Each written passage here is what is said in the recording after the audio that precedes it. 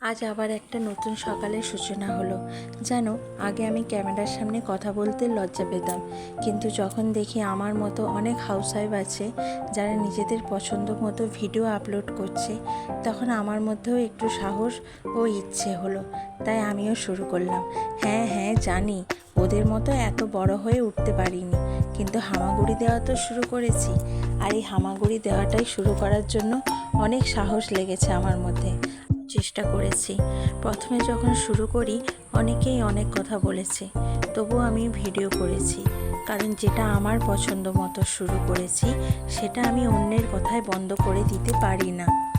তাই তোমাদেরও বলবো, যেটা পছন্দ হয় সেটা করো, কারণ তোমার পছন্দ দেখার মতো লোক খুবই কম। ভিডিওটা যদি ভালো লাগে তাহলে লাইক, কমেন্ট এবং সাবস্ক্রাইব করে দিও। টাটা।